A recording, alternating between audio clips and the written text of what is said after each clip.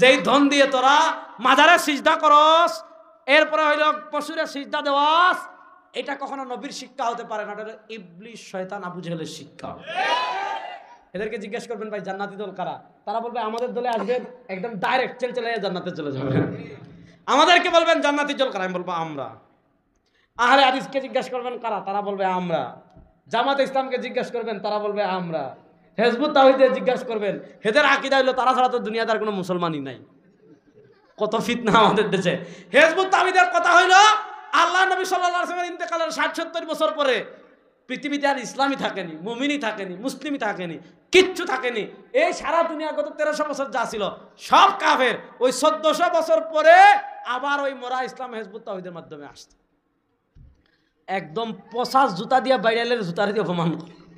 আচ্ছা কেউ যদি বলে ইমাম বুখারী মুসলিম না, ইমাম মুসলিম না, ইমাম মুসলিম না, ইমাম আবু দাউদ মুসলিম না, এই যে উম্মার মহান ইমামগণ সুলতান সালাউদ্দিন আইয়ুবী, মুসলমানদের বীর, সুলতান নুরুদ্দিন জঙ্গি, সুলতান ইমাদউদ্দিন জঙ্গি, সুলতান রুকনুদ্দিন বাইবার, সুলতান এরপর হলো নৌসেনাপতি খায়রুদ্দিন বারবারুস রহমতুল্লাহ আলাইহি, ভারত যিনি আসছেন মোহাম্মদ বিন কাসেম, সুলতান মাহমুদ গজনবী রহমতুল্লাহ আলাইহি, আরও যত আছেন, এরা যদি মুসলিম না হয় তো বাপ মুসলিম না। তো সারা দুনিয়ার যত ফিরকা আছে সবাইকে জিজ্ঞাসা করলে আলা মুহাম্মাদ ওয়া আলা আলি মুহাম্মাদ কামা সাল্লাইতা আলা ইব্রাহিম ওয়া আলা আলি ইব্রাহিম ইন্নাকা হামিদুম মাজিদ। আল্লাহুম্মা বারিক আলা মুহাম্মাদ ওয়া আলা আলি মুহাম্মাদ কামা বারাকতা আলা إبراهيم وعلى آل إبراهيم إنك حميد مجيد। আল্লাহ রাব্বুল ইজ্জত ওয়াল জালালের লাখ কোটি শুকরিয়া আদায় করছি। আল্লাহ তাআলা আমাদেরকে অত্যন্ত দয়া করে মায়া করে উম্মুল কুরা ইসলামিক একাডেমির হাফেজ ছাত্রদের পাগড়ি প্রদান উপলক্ষে আজকের ওয়াজ ও দুয়ার মাহফিলে আল্লাহ তাআলা আমাদেরকে রাত প্রায় 11:15টার কাছাকাছি আল্লাহ তাআলা এই সময় আমাদেরকে এখানে একত্রিত হওয়ার তৌফিক দান করেছেন। আমরা সবাই একবার আল্লাহ রাব্বুল ইজ্জত ওয়াল জালালের দরবারে অন্তরের অন্তঃস্থল থেকে কালেমাতুশ শুকর আদায় করছি আলহামদুলিল্লাহ। রাত অনেক হয়ে গিয়েছে, খুব লম্বা আলোচনা আমি এমনি করি না, কোথাও করি না, আর লম্বা আলোচনা করার মতো ইলম কালামও আমার নাই। আর আজকে সারাদিন আমি খুবই ক্লান্ত, অনেক জায়গা ঘুরে এখানে এসেছি, তো এজন্য ছোট্ট ছোট্ট করে কয়েকটা কথা বলবো। আমাদের একটা হলো বিশ্বাস, আরেকটা হলো আমল। বিশ্বাসকে আরবিতে বলে আকিদা, বলেন বিশ্বাসকে আরবিতে বলে আকিদা। একটা হলো আকিদা, একটা হলো আমল। যেমন আমি নামাজ পড়ি, এটা হলো আমল। যেমন আমি রোজা রাখি, এটা হলো আমল। যেমন আমি হজ করি, এটা হলো আমল। যেমন আমি যাকাত দেই, এটা হলো আমল। আমি বিশ্বাস করি আল্লাহ এক, এটা হলো আকিদা। আমি বিশ্বাস করি আমাদের নবী সাল্লাল্লাহু আলাইহি ওয়াসাল্লাম শেষ নবী, এটা হলো আকিদা। আমি বিশ্বাস করি আমাদের নবী নিষ্পাপ, তার কোনো গুনাহ নাই, এটা হলো আকিদা। আমি বিশ্বাস করি সাহাবা একরাম মাগফুর, অর্থাৎ তারা গুনাহ করলে আল্লাহ মাফ করে দিয়েছেন, এগুলো হলো আকিদা, বিশ্বাস। এখন একটা জিনিস বুঝেন, ইসলাম ধর্মে আমলের চেয়ে বিশ্বাসের গুরুত্ব বেশি। কি বললাম? আমলের চেয়ে বিশ্বাসের গুরুত্ব, কথা বলতে হবে আমার সাথে, আমলের চেয়ে বিশ্বাসের গুরুত্ব কেন বেশি আমি বলেন? একটা হাদিস পড়ি, তাহলে প্রসিদ্ধ হাদিস সবাই জানেন। আল্লাহ নবী সাল্লাল্লাহু আলাইহি ওয়াসাল্লাম, এটা তিরমিজি শরীফে হাদিস আসছে, আল্লাহ নবী সাল্লাল্লাহু আলাইহি ওয়াসাল্লাম বলেছেন, তাফাররাকাত বানু ইসরাঈল আলা সিনতাইনি ওয়া সাবঈনা মিল্লাহ। বনি ইসরাইল এরা হলো আমাদের জাতির পিতা হযরত ইব্রাহিম, ওনার থেকে দুইটা চ্যানেল আছে। একটা চ্যানেল হলো ইসমাইল আলাইহিস সালামের মাধ্যমে, আর একটা চ্যানেল হলো ইসহাক আলাইহিস সালামের মাধ্যমে। ইসহাক আলাইহিস সালাম তার ছেলে হলেন ইয়াকুব, ইয়াকুবের ছেলে হলেন ইউসুফ। এটা হলো একটা চ্যানেল, মানে এক সন্তান ইউসুফ, ইউসুফ দিয়ে এক সন্তান ইসহাক, ইসহাক আলাইহিস সালাম দিয়ে একটা বংশ। আরেক চ্যানেল হলেন ইসমাইল, এই চ্যানেল এটা একটা বংশ। তো এই যে ইব্রাহিম আলাইহিস সালামের ছেলে ইসহাক, তার নাতি ইয়াকুব, এই ইয়াকুবের অপর নাম হলো ইসরাইল। ইয়াকুব যিনি হযরত ইব্রাহিম আলাইহিস সালামের জীবদ্দশায় জন্মগ্রহণ করেছিলেন, ওই চ্যানেলকে বলা হয় বানু ইসরাইল, আর এই চ্যানেলকে বলা হয় বানু ইসমাইল। সহিহ বুখারীতে হাদিস আসছে, কানাত বানু ইসরাইল তাসুসুহুমুল আম্বিয়া কুল্লামা হালাকা নাবিয়্যুন খালাফাহু নাবিয়্যুন।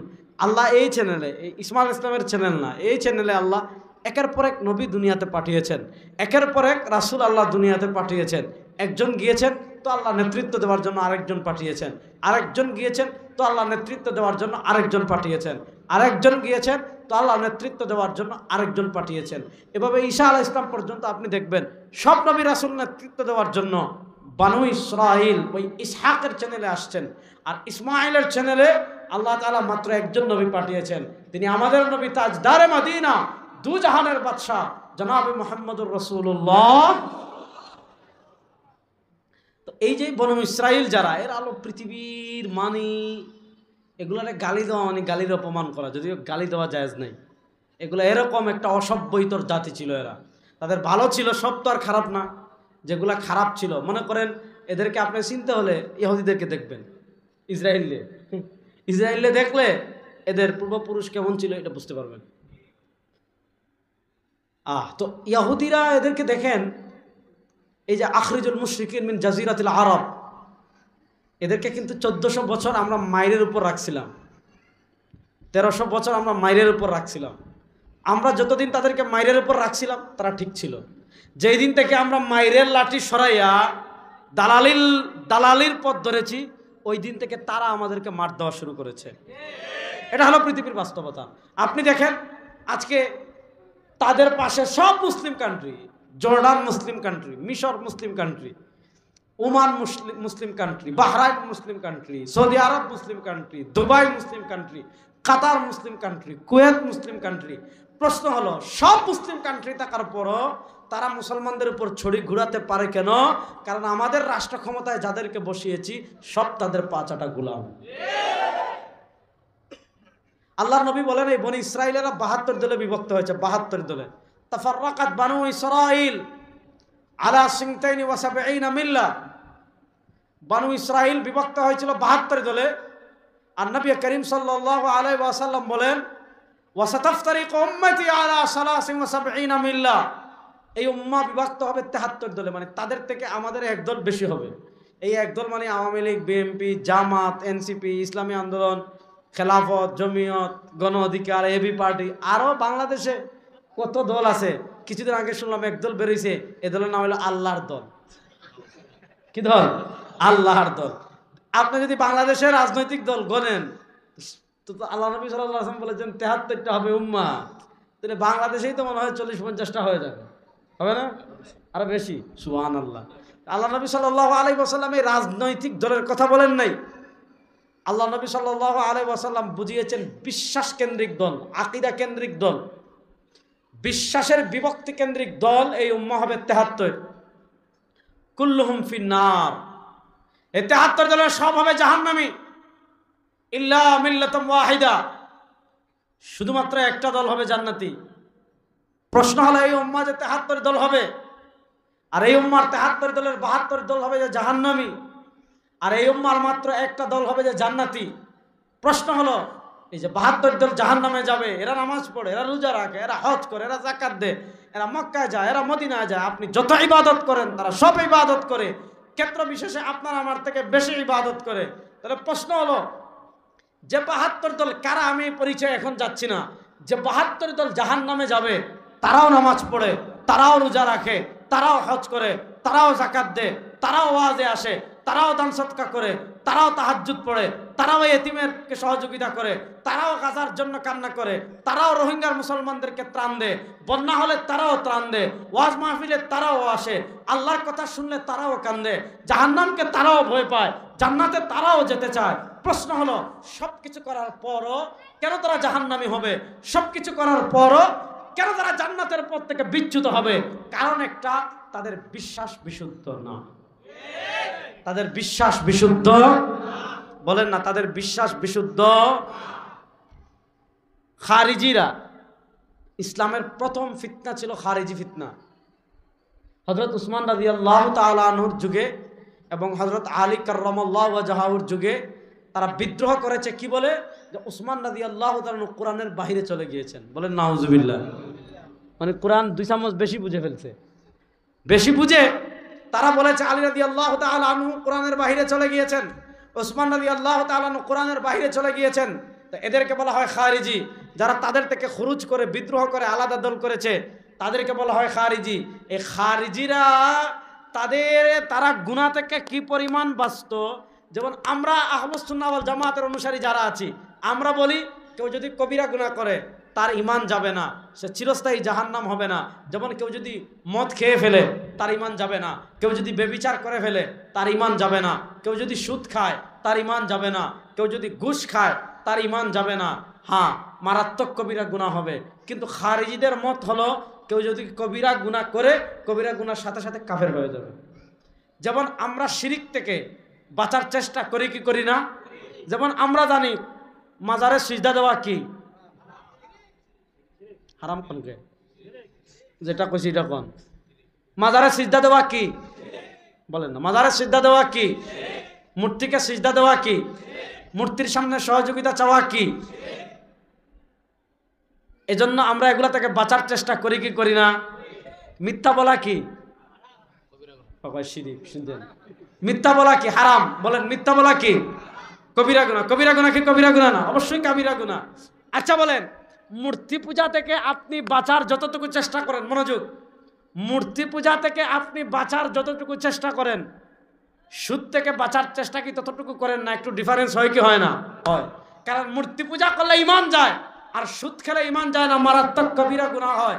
তো আপনি মূর্তি পূজা থেকে বাঁচার যে পরিমাণ চেষ্টা করেন, খারিজিরা কবিরা গুনাহ থেকে বাঁচার ততটুকু চেষ্টা করত। কেন? কারণ তারা মনে করে কবিরা গুনাহ করলে ঈমান থাকে না। তাহলে তারা বুঝেন কি পরিমাণ গুনাহ থেকে বাঁচত, কি পরিমাণ ঈমান থাকতো।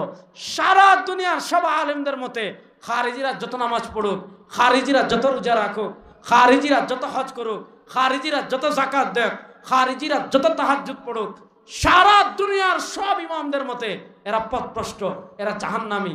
প্রশ্ন হলো, গুনাহ থেকে এত বাঁচার পর, ইবাদত এত করার পর, হজ এত করার পর, যাকাত এত দেওয়ার পর তারা জাহান্নামী কেন?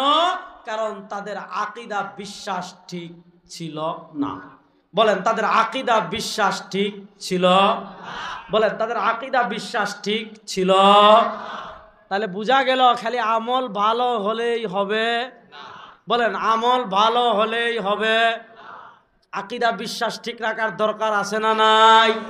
এখন আকীদা বিশ্বাস কোন মানদণ্ডে ঠিক করবেন? আমাদের দেশে ইসলামের নামে নানা মতাদর্শ আছে। হেজবুত তাওহীদ আছে, হেজবুত তাহরির আছে, মাইজবান্ডারি, আটরশি, দেওয়ানবাগি, কুতুববাগি, রাজারবাগি। হ্যাঁ, আপনি গুণে শেষ করতে পারেন না। বদনা বাবা, তালা বাবা, লেংটা বাবা, খেতা বাবা, কল্লা বাবা, খড়ম বাবা। হ্যাঁ, আপনি বাংলাদেশে যদি আরবিতে বলে মুজাম, হ্যাঁ, বাংলাদেশে যদি বাবাদের মোজাম তৈরি করেন, যে ক বর্ণ দিয়ে এতজন বাবা আছে, কেল্লা শাহ, খেতা শাহ, এই ব বর্ণ দিয়ে কোন কোন বাবা আছেন, জ বর্ণ দিয়ে, যেমন আরবিতে আলিফ দিয়ে এই ইমামের জীবনী, বা দিয়ে এই ইমামের জীবনী, তা দিয়ে এই ইমামের জীবনী, সা দিয়ে এই ইমামের জীবনী, এগুলাকে বলে আসমাউর রিজালের কিতাব, যেগুলাকে মুজাম মানে হরফে হিজা দিয়ে সাজানো হয়। আপনি সারা দুনিয়ায় যাবার দরকার নাই, শুধু বাংলা ভাষায় যদি বাবাদের কি করেন তালিকা করেন। এখন তো আমাদের দেশে গাইবি বাবা হয়, গাইবি বাবা। দেখেন, আমরা মাজার বিরোধী মানুষ না, জীবনেও না। মাজার মানে জিয়ারতের জায়গা। ইসলামে জিয়ারত এটা একটা গুরুত্বপূর্ণ ইবাদত। আল্লাহ নবী সাল্লাল্লাহু আলাইহি ওয়াসাল্লাম বলেন, কুনতু নাহাইতুকুম আন জিয়ারাতিল কুবুর ফাজুরুহা ফাইন্নাহা তুযাক্কিরুল আখিরা। আপনার বাবা দুনিয়া থেকে বিদায় নিয়েছেন, আপনার মা দুনিয়া থেকে বিদায় নিয়েছেন, আপনার আত্মীয়-স্বজন দুনিয়া থেকে বিদায় নিয়েছে। কোন বলি আল্লাহর কবর পেয়েছেন, তার কবরের পাশে গিয়ে বলবেন, আসসালামু আলাইকুম ইয়া আহলাল কুবুর ইয়াগফিরুল্লাহু লানা ওয়া লাকুম আনতুম সালাফুনা ওয়া নাহনু বিল আসার। দোয়া পড়বেন, দুরূদ শরীফ পড়বেন, সূরা ফাতিহা পড়বেন, 3 বার কুল হুয়াল্লাহ পড়বেন, আলহাকুমুত তাকাসুর তাসুল মাকাবির পড়বেন, সূরা হাসরের 3 আয়াত মুখস্থ থাকলে পড়বেন। কিচ্ছু মনে নাই, সুবহানাল্লাহ, আলহামদুলিল্লাহ, লা ইলাহা ইল্লাল্লাহ, আল্লাহু আকবার বলে ইসালাক সওয়াব করে আসবেন। এটার বিরোধী আমরা না। কিন্তু আপনি যদি মাজারের নামে কুসংস্কার লালন করেন যে বাবাই বাচ্চা দিতে পারে, বাবাই মনের আশা পূরণ করতে পারে, বাবাই অমুক মেয়েকে আমি বিয়ে করতে চাচ্ছি, বাবা আমার এই আশা পূরণ করতে চায়, শুনেন তাকদীর পরিবর্তনের মালিক একমাত্র কে? এটা বিশ্বাস রাখতে হবে। তাকদীর পরিবর্তনের মালিক একমাত্র কে? আরে গাজী টঙ্গীর মুসলমান জোরে আওয়াজ দেন না। তাকদীর পরিবর্তনের মালিক একমাত্র কে? লা ইউরাদ্দুল কাদর ইল্লা দুআ। আল্লাহর কাছে দোয়া করা ছাড়া আপনি মনে করেন হায় হায় হায় হায়, আজকে আমাদের দেশের মানুষের কি বিপদে পড়ছে, কি মোমবাতি লয়, আল্লাহ নেই, টাকা পয়সা নাই, মনে করেন যদি একটু টাকা পয়সা থাকে তাহলে ছাগল কিনে, আর আরেকটু যদি ভালো হয় গরু কিনে, গিয়া কোথায় যায়? কইতাছি দাঁড়ান। কেউ যায় সিলেট শাহজালালে, কেউ যায় শাহপরানে, ঢাকাইয়া যারা আছে এরা যায় গোলাপশায়। আয় হায় হায়, গোলাপশার পাশে গেলে মানুষের ইমান আজকে কি পরিমাণ সস্তা হয়েছে। আরে ভাই নামাজ নাই, রোজা নাই, হজ নাই, যাকাত নাই, তাকওয়া নাই, তাহারত নাই, পর্দা নাই, গাঞ্জা খাইতে খাইতে খাইতে দাঁতে গাঞ্জার লেয়ার পড়ে গেছে। মানুষ বলে কি জানেন? আরে বাবার কিছু না থাকুক, বাবার কাপড় টাপড় না থাকুক, বাবার কিন্তু মারেফত আছে, বাবার কিন্তু কি আছে? মারেফত আছে। আপনি কবর জিয়ারত করবেন কোনো সমস্যা নাই, কিন্তু কবরে কোনো কিছু চাওয়া হারাম। বলেন কবরে কোনো কিছু চাওয়া, জোরে বলে না, কবরে কোনো কিছু চাওয়া হারাম। কবরে সন্তান চাইলে এবং আপনি যদি মনে করেন বাবা শাহজালাল বাচ্চা দিতে পারে, শাহপরান বাচ্চা দিতে পারে, মনের আশা পূরণ করতে পারে, এই আকীদা বিশ্বাস করলে আপনার মাঝে আর আইয়ামে জাহেলিয়াতের কাফেরদের মাঝে কোনো পার্থক্য নাই। বলেন আপনার মাঝে আর আইয়ামে জাহেলিয়াতের কাফেরদের মাঝে কোনো পার্থক্য? আমাদের দেশে গোলাপশার মাজারে সিজদা দে, আছে না নাই? শাহ আলীর মাজারে সিজদা দে, আছে না নাই? আপনি শাহজালালের এই গোলাপশার মাজারে নামাজ পড়ে না, দেখবেন আছে, সারাদিন কবরে সিজদা দিচ্ছে, সিগারেট খাইতে খাইতে মুখ এটা কুত্তার পিছনের মতো হয়ে গেছে, বুঝেন নাই? তারে গিয়ে জিজ্ঞাসা করবেন ভাই একটা প্রশ্ন আছে, এই যুবকরা হাসবেন করে ভালো করে বুঝেন, তারে গিয়ে জিজ্ঞাসা করবেন ভাই একটা প্রশ্ন আছে। কি প্রশ্ন? যে ভাই আল্লাহ নবী সাল্লাল্লাহু আলাইহি ওয়াসাল্লাম বলেছেন এই উম্মত 72 দল যাবে জাহান্নামে, জান্নাতে যাবে একটা দল, সেই এক দল কারা? সে বলবে পৃথিবীতে এক দল থাকলে আমরা। ঠিক না বেটি? আমাদের বাংলাদেশে এক মুশরিক ছিল লালন, কুষ্টিয়ার, বেঈমান ছিল, ঈমান ছিল না। লালনের আখড়ায় গেলে দেখবেন গাঁজা এটা ইবাদত। মানে আমরা যেমন ভাত খাই, রুটি খাই, চা খাই, বাঙালি মানুষ যেমন চা খায়, লালনের আখড়ায় গেলে দেখবেন গাঞ্জা খাইতে খাইতে বাতাসকে দূষিত করে ফেলেছে, বাতাস থেকে খালি গাঁজার গন্ধ আসতেছে। ওই লালনের ভক্তদেরকে জিজ্ঞাসা করবেন 72 দল যাবে জাহান্নামে, এক দল যাবে জান্নাতে, তারা কারা? তারা বলবে আমরা। ঠিক না বেটি? চট্টগ্রামে গেলে দেখবেন বাবা মাইজ ভান্ডারের রাস্তা না আছে, এরা তাওহীদে আদিয়ানে বিশ্বাসী। এই তাওহীদে আদিয়ান এটার আমি ব্যাখ্যা করছি না, মানে তারা ইন্টারফেথে বিশ্বাসী, এই ইন্টারফেথের ব্যাখ্যা করছি না, যেটা সহজ করে এটা আমি আপনাদেরকে বুঝাই। দেখবেন তাদের মুরিদেরা গরু কিনে, গরু পিচ্ছি বস, গরু কিনে, গরুরে মালা পরায়, দুই পাশে দুইজন ধরে গরুরে মালা পরানোর পর ব্র্যান্ড পার্টি, চিনেন নি ব্র্যান্ড পার্টি? আমরা সিলেট বলে ব্র্যান্ড পার্টি, আপনারা কি বলেন? ব্র্যান্ড পার্টি দেখেন নাই জীবনে? দেখছেন? ব্র্যান্ড পার্টি ভাড়া করে বাঁশি বাজায়, বাঁশি বাজায়, নাচতে নাচতে ডোল তবলা হারমোনিয়াম বাঁশি বাজাইতে বাজাইতে বাজাইতে বাজাইতে বাবার যে কবর আছে, বাবার কবরের সামনে আসে। বাবার কবরের সামনে আসার পর একজন রশি এদিকে টান দে, আরেকজন রশি এদিকে টান দে। আচ্ছা বলেন, একটা গরু একটা নিরীহ প্রাণী, এটার মাথা যদি দুই দিক থেকে দুইজন রশি টান দে, গরু এটা মাথা নুয়াবে না? গরু মাথা মাটিতে লাগিয়ে দে, বলে দেখছেন গরু আমার বাবাকে সিজদা দে,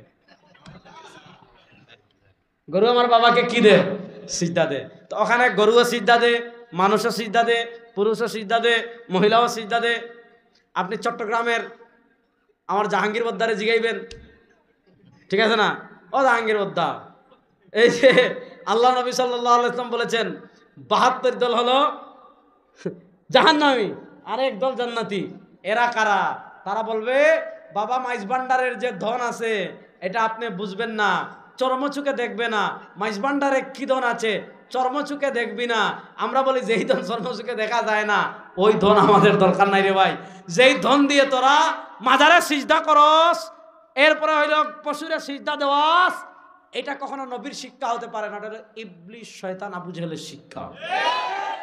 এদেরকে জিজ্ঞেস করবেন ভাই জান্নাতি দল কারা, তারা বলবে আমাদের দলে আসবেন, একদম ডাইরেক্ট চলে জান্নাতে চলে যাবেন। আমাদেরকে বলবেন জান্নাতি দল কারা, আমি বলবো আমরা। আহলে হাদিসকে জিজ্ঞেস করবেন কারা, তারা বলবে আমরা। জামাত ইসলামকে জিজ্ঞেস করবেন, তারা বলবে আমরা। হিজবুত তাওহীদে জিজ্ঞেস করবেন, হেদের আকীদা হলো তারা ছাড়া তো দুনিয়াতে কোনো মুসলমানই নাই। কত ফিতনা আমাদের দেশে। হিজবুত তাওহীদের কথা হইলো আল্লাহ নবী সাল্লাল্লাহু আলাইহি ওয়াসাল্লামের ইন্তেকালের ৬০-৭০ বছর পরে পৃথিবীতে আর ইসলামই থাকেনি, মুমিনই থাকেনি, মুসলিমই থাকেনি, কিচ্ছু থাকেনি। এই সারা দুনিয়া গত 1300 বছর যা ছিল সব কাফের। ওই 1400 বছর পরে আবার ওই মোরা ইসলাম হিজবুত তাওহীদের মাধ্যমে আসছে। একদম পচা জুতা দিয়ে বাইরেলের জুতার দিয়ে অপমান করে। আচ্ছা কেউ যদি বলে ইমাম বুখারী মুসলিম না, ইমাম মুসলিম না, ইমাম মুসলিম না, ইমাম আবু দাউদ মুসলিম না, এই যে উম্মার মহান ইমামগণ সুলতান সালাউদ্দিন আইয়ুবী মুসলমানদের বীর, সুলতান নুরুদ্দিন জঙ্গি, সুলতান ইমাদুদ্দিন জঙ্গি, সুলতান রুকনুদ্দিন বাইবার, সুলতান এরপর হলো নৌসেনাপতি খায়রুদ্দিন বারবারুস রহমতুল্লাহ আলাই, ভারত যিনি আসছেন মোহাম্মদ বিন কাসেম, সুলতান মাহমুদ গজনবী রহমতুল্লাহ আলাই, আরও যত আছেন এরা যদি মুসলিম না হয় তো বাপ মুসলিম না। তো সারা দুনিয়ার যত ফিরকা আছে সবাইকে জিজ্ঞাসা করবেন ভাই জান্নাতি দল কোনটা, জান্নাতি দল কারা, তারা বলবে আমরা একমাত্র জান্নাতি দলের বাইরে আর কেউ নাই। তাহলে প্রশ্ন হলো, সবাই বলে তাদের দল জান্নাতি, প্রশ্ন হলো জান্নাতি দল কেমনে চিনবেন? আমার কপালেও লেখা নাই, আপনার কপালেও লেখা নাই, জামাতে ইসলামের কপালেও লেখা নাই, দেওবন্দীদের কপালেও লেখা নাই, শিয়াদের কপালেও লেখা নাই, লামাজাবিদের কপালেও লেখা নাই, বেরালবিদের কপালেও লেখা নাই, হিজবুত তাওহীদের কপালেও লেখা নাই। প্রশ্ন হলো জান্নাতি দল আমি চিনব কেমনে? সাহাবায়ে কেরাম জিজ্ঞাসা করলেন, মানে ইয়া রাসূলুল্লাহ, ওগো আল্লাহর নবী সাল্লাল্লাহু আলাইহি ওয়াসাল্লাম, যে একদল জান্নাতে যাবে তারা কারা? বলেন না সুবহানাল্লাহ। আল্লাহ নবী সাল্লাল্লাহু আলাইহি ওয়াসাল্লাম জান্নাতি দলের দুইটা প্রতীক দিয়েছেন, প্রতীক, দুইটা মার্কা দিয়েছেন। বাংলাদেশের সামনে ফেব্রুয়ারিতে নির্বাচন হবে, নির্বাচনের কথা বলা হচ্ছে, আপনি নেতাকে চিনেন আর না চিনেন, যখন দেখবে ওই মার্কা আছে সবাই বলবে জি, কোন সে মার্কা? কেউ বলবে ধানের শীষ, সাথে সাথে বুঝবেন সে হলো বিএমপি। এখন তার নৌকা নাই, সুতরাং নৌকার আলাপ নাই। আরেকজন বলবে ওই কোন সে মার্কা, বলবে হাত পাখা, বুঝবেন এটা ইসলামী আন্দোলন। আরেকজন বলবে ওই কোন সে মার্কা, বলবে দাড়িপাল্লা, বুঝবেন এটা জামাত। আরেকজন বলবে ওই কোন সে মার্কা, এই মার্কা। তো আপনি প্রতীক দেখে বুঝে ফেলবেন সে এই দলের। আল্লাহ নবী সাল্লাল্লাহু আলাইহি ওয়াসাল্লাম জান্নাতি দলের নাম বলেন নাই। আল্লাহ নবী সাল্লাল্লাহু আলাইহি ওয়াসাল্লাম জান্নাতি দলের দুইটা প্রতীক দিয়েছেন, দুইটা প্রতীক দিয়ে বলেছেন এই প্রতীক দেখো কার মধ্যে আছে, এই প্রতীক যার মধ্যে পাওয়া যাবে সে জান্নাতি, আর এই প্রতীক যার মধ্যে পাওয়া যাবে না, যেই নামে আসুক ওটা আপাতমস্তক জাহান্নাম। এই দুই প্রতীক জানার দরকার আছে না নাই? সবাই জানেন, তারপরে আবার বলি, এই দুই প্রতীকের এক নাম্বার প্রতীক মা আনা আলাইহি, দুই প্রতীকের এক নাম্বার প্রতীক মা আনা আলাইহি, যাদের বিশ্বাস রাসূলুল্লাহ সাল্লাল্লাহু আলাইহি ওয়াসাল্লামের বিশ্বাসের সাথে মিলে, যাদের আদর্শ রাসূলুল্লাহ সাল্লাল্লাহু আলাইহি ওয়াসাল্লামের আদর্শের সাথে মিলে, যাদের আমল রাসূলুল্লাহ সাল্লাল্লাহু আলাইহি ওয়াসাল্লামের আমলের সাথে মিলে, তারাই হবে জান্নাতি। এবার প্রশ্ন হলো আল্লাহ নবী সাল্লাল্লাহু আলাইহি ওয়াসাল্লামের বিশ্বাস জানবো কেমনে? আল্লাহ নবী সাল্লাল্লাহু আলাইহি ওয়াসাল্লামের আদর্শ জানবো কেমনে? আল্লাহ নবী সাল্লাল্লাহু আলাইহি ওয়াসাল্লামের আমল জানবো কেমনে? উত্তর হলো ও আসহাবি, সাহাবায়ে কেরাম। আল্লাহ নবীর বিশ্বাস জেনেছেন কারা? সাহাবীরা। আল্লাহ নবীর আমল দেখেছেন কারা? সাহাবীরা। আল্লাহ নবী সাল্লাল্লাহু আলাইহি ওয়াসাল্লামের কর্ম দেখেছেন কারা? সাহাবীরা। আল্লাহ নবীর আমল দেখেছেন কারা? সাহাবীরা। আল্লাহ নবী সাল্লাল্লাহু আলাইহি ওয়াসাল্লামের জিহাদ দেখেছেন কারা? সাহাবীরা। আল্লাহ নবী সাল্লাল্লাহু আলাইহি ওয়াসাল্লামের রাষ্ট্র পরিচালনা দেখেছেন কারা? সাহাবীরা। আল্লাহ নবী সাল্লাল্লাহু আলাইহি ওয়াসাল্লামের ইবাদত দেখেছেন কারা? সাহাবীরা। আল্লাহ নবী সাল্লাল্লাহু আলাইহি ওয়াসাল্লামের বিচার দেখেছেন কারা? সাহাবীরা। আল্লাহ নবী সাল্লাল্লাহু আলাইহি ওয়াসাল্লামের রাষ্ট্র পরিচালনা দেখেছেন কারা? সাহাবীরা। আল্লাহ নবী সাল্লাল্লাহু আলাইহি ওয়াসাল্লামের ইনসাফ দেখেছেন কারা? সাহাবীরা। এজন্য নবী সাহাবী, নবী বলেন না সবাই, নবী বলেন না, নবী নবী নবী নবী, জুড়ে বলেন নবী নবী নবী। এই নবী সাহাবী, নবী এবং সাহাবীর আদর্শের সাথে যাদের আদর্শ মিলবে, নবী এবং সাহাবার আমলের সাথে যাদের আমল মিলবে, নবী এবং সাহাবার আদর্শের সাথে যাদের আদর্শ মিলবে, তারাই হবে জান্নাতি। যাদের আমল এবং আদর্শ এবং বিশ্বাস নবী এবং সাহাবায়ে কেরাম রিদওয়ানুল্লাহি আলাইহিম আজমাইনের আদর্শের সাথে মিলবে না, তারা যেই নামে আসুক না কেন তারা জান্নাতি দল হতে পারে না। এরা পথভ্রষ্ট গুমরা ছাড়া আর কিছু না। নবী, এটা একদম কোরআন শরীফের ইয়া আল্লাহ হুজুর চলে আসছে, এটা তাকবীর দেন, নারায়ে তাকবীর। আমাদের মুরব্বী, আপনাদের সকলের মুরব্বী আল্লামা মাসুদুল করিম হাফিজাহুল্লাহ হুজুর চলে আসছেন, মানে রেজাউল করিম আবরারের বিদায় ঘন্টা বেজে গেছে। তাহলে বলেন আমাদের জান্নাতি দলের প্রতীক কয়টা? নবী এবং, বলেন নবী এবং। দেখেন আমরা, দেখেন এখানে ফিতনা কি বাজে, কেমনে বাজে। আমাদের সমাজে একদল আছে যারা নবী করিম সাল্লাল্লাহু আলাইহি ওয়াসাল্লামকে ওভারটেক করে ফেলে, আরেক দল আছে যারা সাহাবায়ে কেরামকে ওভারটেক করে ফেলে। কেমনে করে? দেখবেন আমাদের বাংলাদেশে এখন একদল আছে মুনকিরিনে হাদিস। মুনকিরিনে হাদিস মানে যারা হাদিসকে অস্বীকার করে। বাংলাদেশ তো এই নামে তারা আসে নাই, বাংলাদেশে কোন নামে আসছে? QRF, কোরআন রিসার্চ ফাউন্ডেশন। কত সুন্দর নাম। হ্যাঁ, বাংলাদেশে আসছে কাফ, কোরআন গবেষণা কেন্দ্র। কি সুন্দর নাম না? আপনি ফেসবুকে খালি স্ক্রল করবেন আর দেখবেন বুস্ট করা আসতেছে, ভিডিও বুস্ট করা আসতেছে। আপনাকে কি বলবে? আপনাকে বলবে আমাদেরকে কোরআনই মানতে হবে, আল্লাহ নবী সাল্লাল্লাহু আলাইহি ওয়াসাল্লাম তো কোরআন দিয়ে সব কিছু করেছেন, সুতরাং কোরআনই সব, কোরআনের বাহিরে আর কিছু মানার দরকার নাই। আপনি তো বলবেন কথা তো ঠিকই, কিন্তু আমরা বলি কোরআনের ব্যাখ্যা হলো হাদিস। বলেন কোরআনের ব্যাখ্যা হলো, বলেন কোরআনের ব্যাখ্যা হলো, কোরআনের ব্যাখ্যা হলো। যেমন আমি আপনাদেরকে বলি, খুব সহজ করে বলি, ফাইল্লাম তাজিদু মাআন ফাতায়াম্মামু সাঈদান তাইয়্যিবা। যদি পানি না পাও তায়াম্মুম করো, আসেনি কোরআনে? ফাইল্লাম তাজিদু মাআন ফাতায়াম্মামু সাঈদান তাইয়্যিবা। যদি পানি না পাও তায়াম্মুম করো। কেমনে তায়াম্মুম করবেন? অজু করার মতো, যে মাটি নিয়ে কুল্লি করবেন, মুখ ধুইবেন, হাত ধুইবেন। আল্লাহ বলেছেন তায়াম্মুম করো। কেমনে করবেন? আল্লাহ কোরআনে বিস্তারিত বলেন নাই, বিস্তারিত ব্যাখ্যা দিয়েছেন আমাদের নবী হাদিসে। সুতরাং আপনি যদি তায়াম্মুম করতে হয়, হাদিস মানা লাগবে কি লাগবে না? ইমানের পর ইসলাম ধর্মের 1 নম্বর ইবাদতের নাম নামাজ। ইমানের পর ইসলাম ধর্মের 1 নম্বর ইবাদতের নাম কি? নামাজ। আল্লাহ কোরআনে বলেছেন আকিমুস সালাহ, নামাজ প্রতিষ্ঠা করো। কেমনে করবেন? কখন করবেন? কিভাবে করবেন? কত রাকাত করবেন? বিস্তারিত আল্লাহ কোরআনে বিবরণ দেন নাই।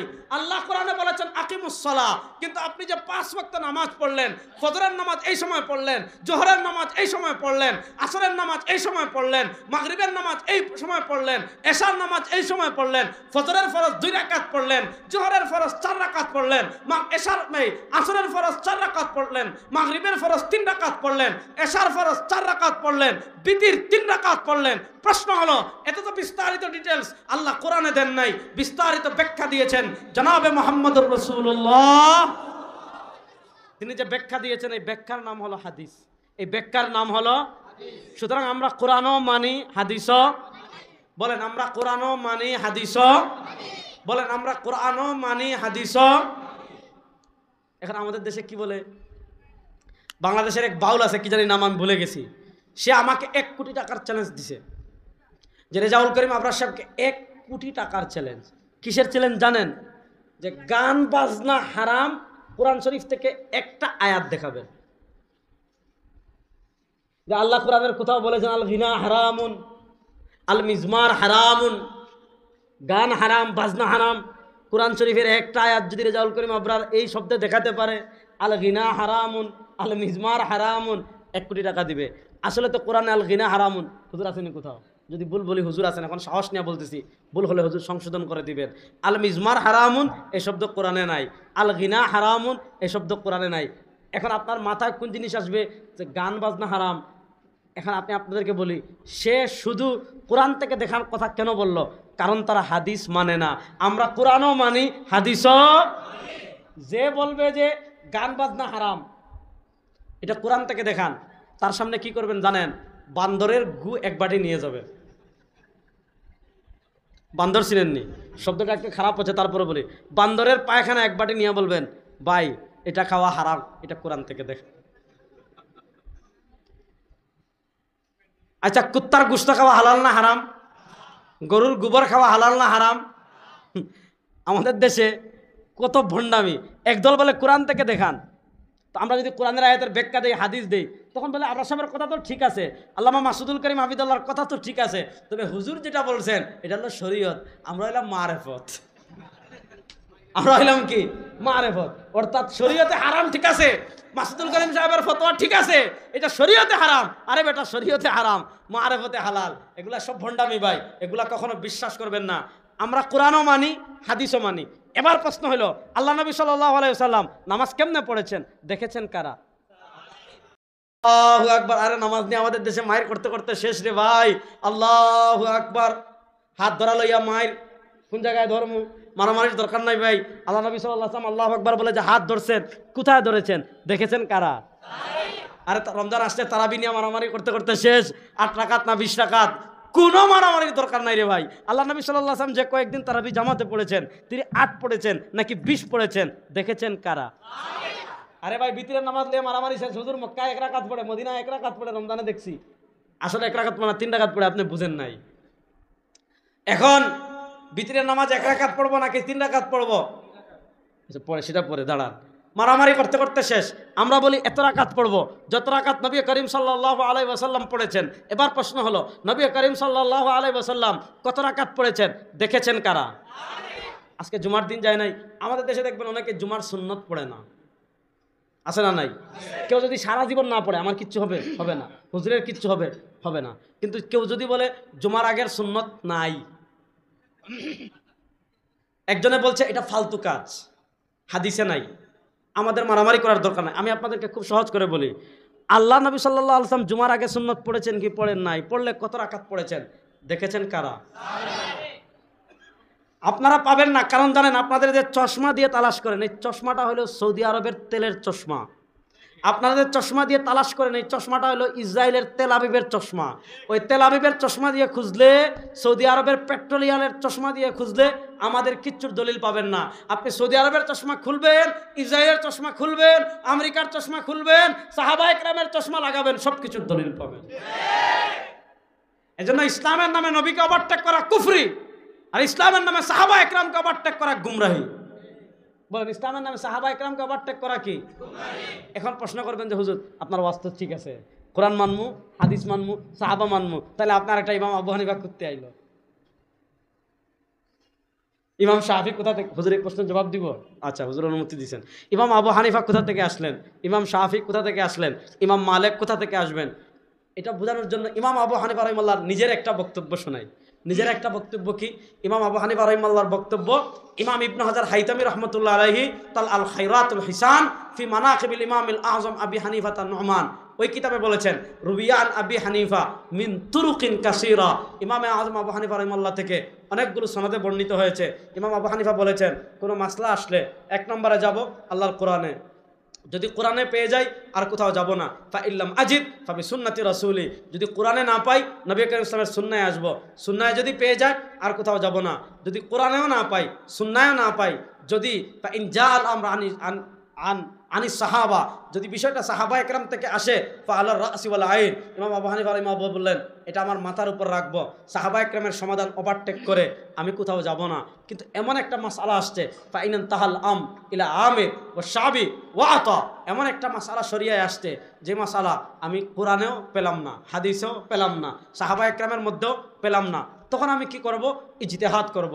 প্রশ্ন হলো, আপনারা অনেকে আপনাদেরকে প্রশ্ন করে কোরআন হাদিস বাদ দিয়ে ইমাম আবু হানিফার কাছে যান কেন? আরে বেটা মূর্খ, আমরা কোরআন হাদিস বাদ দিয়ে ইমাম আবু হানিফার কাছে যাই না, বরং যেই মাসআলা আমি কোরআনেও পেলাম না, হাদিসেও পেলাম না, সাহাবায়ে কেরামের কাছেও পেলাম না, এটার নাম কি? বলেন, এটার নাম কি? এখন মোবাইল বুঝে না, চালায় না, এরকম মানুষ দুনিয়াতে আছে। মনে করেন এক ব্যক্তি রাগ করে ইমো বের করেছে, ইমো অথবা হোয়াটসঅ্যাপ বের করেছে, ভালো করে মশলাটা বুঝেন, হোয়াটসঅ্যাপ বের করেছে, হোয়াটসঅ্যাপ বের করে তার বউকে মেসেজ দিয়েছে, এই তোরে আমি 3 তালাক দিলাম, আমি বাড়িতে আসার আগে আমার ঘর থেকে বের হ। মেসেজ দিয়ে আধা মিনিট পরে বেচারার মাথা ঠিক হয়েছে, দেখলো বউ এখনও মেসেজ সিন করেনি, ইন্টারনেটে নাই, সাথে সাথে ফরম্যাট মেসেজ ডিলিট দিয়ে দিয়েছে। তালাক হয়েছে কিনা? দাঁড়ান দাঁড়ান, ফতোয়া পরে দিয়ে, এই যে এটা একটা মাসালা কি মাসালা না? কথা বলে না কেন? এটা একটা মাসালা কি মাসালা না? এই মাসালা সরাসরি আপনি কোরআনে পাবেন নাই, কোরআনের কোথাও হোয়াটসঅ্যাপে তালাক দেওয়ার মাসালা নাই, হাদিসেও নাই। সাহাবায়ে কেরামের যুগে কেমনে পাইবেন? সাহাবায়ে কেরামের যুগে কি মোবাইল ছিল? তাহলে তো এই মাসালার সমাধান জানার দরকার নাই। যারা বলেন যে আমরা হাদিসের বাহিরে আর কিচ্ছু মানি না, হ্যাঁ স্মার্টভাবে কি সুন্দর ঘুমটা দিয়ে বলেন যে আমরা কোরআন সুন্নাহর বাইরে আর কিছুই মানি না, তারে বলবেন ভাই ইসলামী ব্যাংকের টাকা রাখা হালাল না হারাম? যদি বলে হালাল, হাদিস থেকে দেখান। যদি বলে হারাম, হাদিস থেকে দেখান। তারে বলবেন ভাই আমি টাকা ডিপোজিট করতে পারবো কিনা? যদি বলে হালাল, বলবে হাদিস থেকে দেখান। যদি বলে হারাম, বলবে হাদিস থেকে দেখান। কোনো লাইফ ইন্স্যুরেন্সের টাকা জমা রাখতে পারবো কিনা? যদি বলেন পারবেন, তাও বলবেন হাদিস থেকে দেখান। যদি বলেন পারবে না, তাও বলবেন হাদিস থেকে দেখান। এজন্য যখন কোরআন সুন্নাহ সাহাবা একরামের ভিতর না পাবো, তখন যাবো মুজতাহিদ ইমামের কাছে। এজন্য শুনেন, নানাভাবে ফিতনা আসতেছে। কিছু ফিতনা আসতেছে ডাইরেক্ট আল্লাহ নবী সাল্লাল্লাহু আলাইহি ওয়াসাল্লামকে ওভারটেক করে। মুস্তাশরিকিনরা আল্লাহ নবী সাল্লাল্লাহু আলাইহি ওয়াসাল্লামকে বিভিন্নভাবে বিতর্কিত করে ঈমান শেষ। আরেকটা ফিতনা হলো মডারেট ফিতনা। নানাভাবে সাহাবা একরামকে বিতর্কিত করে, সাহাবা একরামকে ওভারটেক করে, সাহাবা একরামকে মাইনাস করতে চায়। ইসলামের ভিত্তি খুঁটি হলেন সাহাবা একরাম। সুতরাং যারা যেই নামে সাহাবা একরামকে ওভারটেক করবে, বুঝতে হবে তারা ওই আহলুস সুন্নাহ ওয়াল জামাত থেকে বের হয়ে ৭২ যে দল আছে সেই দলে চলে গিয়েছে। আল্লাহ তাআলা জীবনের সব ক্ষেত্রে কোরআন, সুন্নাহ এবং জামাতে সাহাবাকে অনুসরণ করার তৌফিক আমাদের সবাইকে দান করেন। আবার আপনাদের সাথে দেখা হবে, কথা হবে। আল্লাহ আপনাদের সবাইকে ভালো রাখুক, সুস্থ রাখুক। আসসালামু আলাইকুম ওয়া রাহমাতুল্লাহি ওয়া বারাকাতুহু।